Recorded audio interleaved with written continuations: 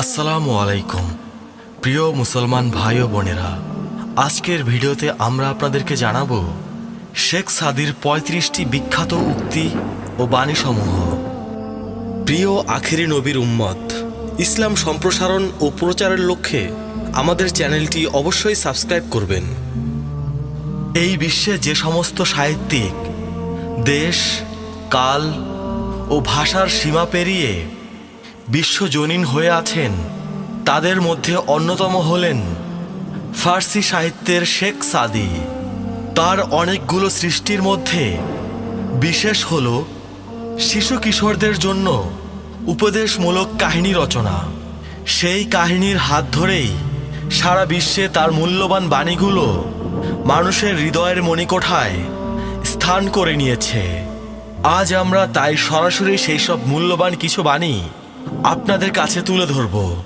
তাহলে চলুন কথা না বাড়িয়ে জেনে নেই শেখ সাদির সেই সব মূল্যবান উক্তি, উপদেশ এবং বাণীগুলো। ১. যে মিথ্যায় মঙ্গল নিহিত, সেই মিথ্যা অসৎ উদ্দেশ্যে প্রণোদিত সত্য অপেক্ষা শ্রেষ্ঠতর। ২.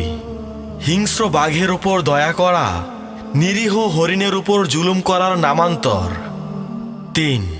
আমি আল্লাহকে সবচেয়ে বেশি ভয় পাই, আর তারপর সেই মানুষকে ভয় পাই যে আল্লাহকে মোটেই ভয় পায় না। ৪. অজ্ঞের পক্ষে নীরবতাই হচ্ছে সবচেয়ে উত্তম পন্থা। এটা যদি সবাই জানতো তাহলে কেউ অজ্ঞ হতো না। ৫. তুমি বদ, কিন্তু লোকে তোমাকে সৎ বলে, ইহা অপেক্ষা তুমি সৎ কিন্তু লোকে তোমাকে বদ বলে, এটাই ভালো। ৬. যে সৎ হয় নিন্দা তার কোনো ক্ষতি করতে পারে না। ৭. অকৃতজ্ঞ মানুষের চেয়ে কৃতজ্ঞ কুকুর শ্রেয়। ৮. মন্দ লোকের সঙ্গে যার উঠা বসা, সে কখনো কল্যাণের মুখ দেখবে না। ৯. একজন ঘুমন্ত ব্যক্তি আর একজন ঘুমন্ত ব্যক্তিকে জাগ্রত করতে পারে না। ১০. বিদ্যা এমন সম্পদ যা বিতরণে বাড়ে। ১১. একজনের জুতা নেই, এই নিয়ে তার আক্ষেপ দূর হয়ে গেল, কেননা সে দেখল একজনের পাই নেই।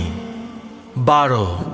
দেয়ালের সামনে দাঁড়িয়ে কথা বলার সময় সতর্ক হয়ে কথা বলো, কারণ তুমি জানো না দেয়ালের পেছনে কে কান পেতে দাঁড়িয়ে আছে। ১৩.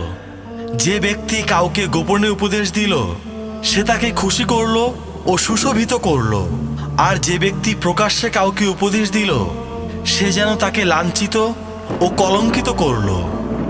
১৪. মুখের কথা হচ্ছে থুথুর মতো, যা একবার মুখ দিয়ে ফেলে দিলে তা আর ভেতরে নেওয়া সম্ভব নয়, তাই কথা বলার সময় খুব চিন্তা করে কথা বলা উচিত। ১৫. তুমি যদি উচ্চ সম্মান লাভ করতে চাও, তাহলে অধীনস্থ ব্যক্তিকে নিজের মতো দেখতে অভ্যাস করো, তাকে তুচ্ছ জ্ঞান মনে না করে অবশ্যই সম্মান করবে। ১৬. কোনো কাজেই প্রমাণ ছাড়া বিশ্বাস করবে না। ১৭. ৩ জনের নিকট গোপন কথা বলিবে না: স্ত্রীলোক, জ্ঞানহীন মূর্খ এবং শত্রু। ১৮. লৌহদণ্ড প্রস্তর গাত্রে যেমন বিদ্ধ হয় না, তেমনি কৃষ্ণ অন্তরেও সৎ উপদেশ ক্রিয়া করে না। ১৯. ভদ্রলোক সেই যে সত্যের উপাসক। ২০. অযোগ্য লোককে দায়িত্ব দেওয়া চরম দায়িত্বহীনতা। ২১. প্রতিশ্রুতি কম দিও, দয়া করবার আগে ন্যায়বান হও। ২২. ইহকাল এবং পরকালে যাহা কিছু প্রয়োজন তাহা যৌবনে সংগ্রহ করিবে। ২৩. সকল কাজেই মধ্যপন্থা অবলম্বন করিবে। ২৪. স্ত্রী লোককে বেশি বিশ্বাস করিবে না। ২৫. পরীক্ষা না করে কোনো কিছু বিশ্বাস করিবে না। ২৬. কিছু মানুষ এমনভাবে জীবনযাপন করে যেন কখনোই মরতে হবে না, আবার কিছু মানুষ এমনভাবে মরে যায় যেন কখনোই বেঁচে ছিল না। ২৭. পথের সম্বল অন্যের হাতে রাখিও না। ২৮. না শিখে ওস্তাদি করবে না। 29, দুই শত্রুর মধ্যে এমনভাবে কথাবার্তা বলো যেন তারা পরস্পরে মিলে গেলেও তোমাকে লজ্জিত হতে না হয়। 30, নিজের হাতের উপার্জিত একটি রুটি অন্যের দয়ায় দেওয়া কোরমা পোলাওর চাইতেও উত্তম। 31, আগন্তুকের কোনো বন্ধু নেই আরেকজন আগন্তুক ছাড়া। 32, বানরকে স্নেহ করলে মাথায় ওঠে, বিড়ালকে স্নেহ করলে কোলে ওঠে। 33, মিথ্যাবাদীর স্মরণশক্তি অনেক বেশি। 34, ভদ্রলোক সেই যে সত্যের উপাসক।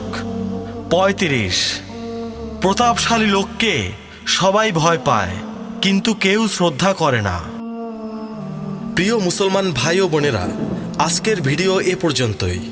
ইসলামের স্বার্থে চ্যানেলটি সাবস্ক্রাইব করতে ভুলবেন না। আর আরও কিভাবে আমরা ইসলামের জন্য কাজ করতে পারি সেটা কমেন্ট করে জানাবেন। আপনাদের পরামর্শের অপেক্ষায় থাকব। সবাই ভালো থাকবেন। আল্লাহ রাব্বুল আলামিন আমাদের সবাইকে হিদায়াত দান করুন। আমিন।